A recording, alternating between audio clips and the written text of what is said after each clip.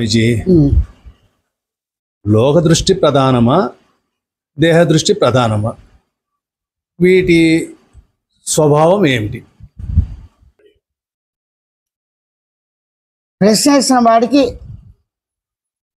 దేహ దృష్టి లోక దృష్టి లేదా లోక దృష్టి దేహ దృష్టి ప్రధానమా అనేది ఇచ్చారు ఇక్కడ.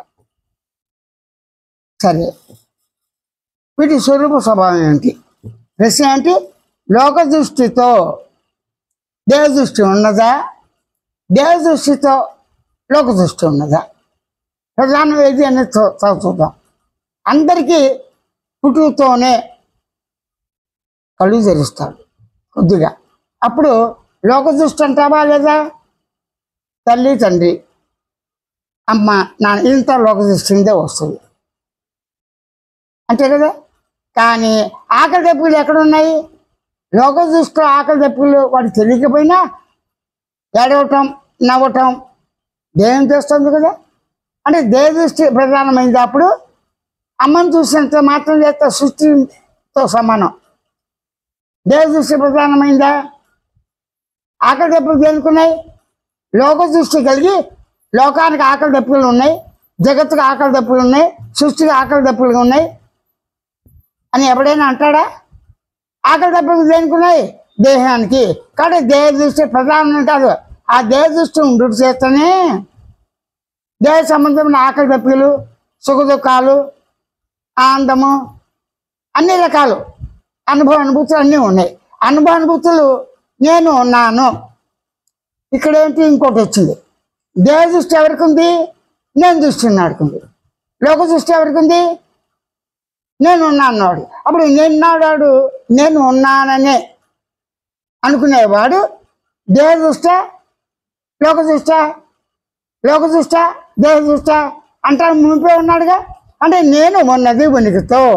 అక్కడ దేహ దృష్టి లేదు, లోక దృష్టి లేదు. నేను ఉన్నది. నేను ఎలా ఉన్నది? గమనించే లక్ష్యంతో, గుర్తించే లక్ష్యంతో, తెలుసుకునే లక్ష్యంతో, భావించే లక్ష్యంతో, శబ్ద లక్ష్యంతో, జ్ఞాపక లక్ష్యంతో, కేవలం సాక్షి చైతన్య లక్ష్యంతో ఉన్నది.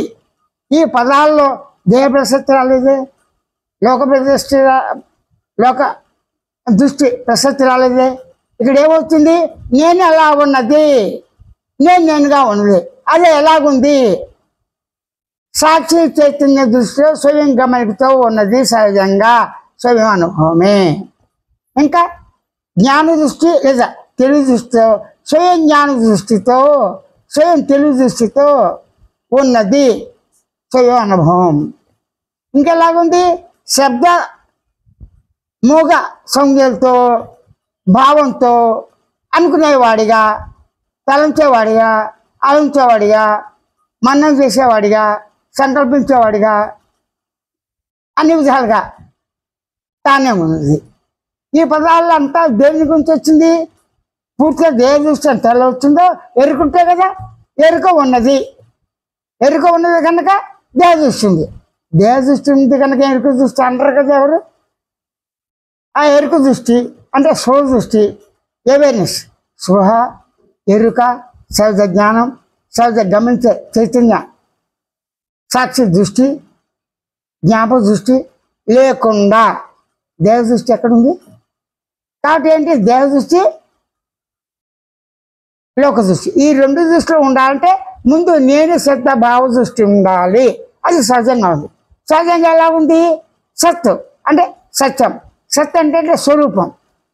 కేవలం సత్, సత్య దృష్టితో ఉన్నది.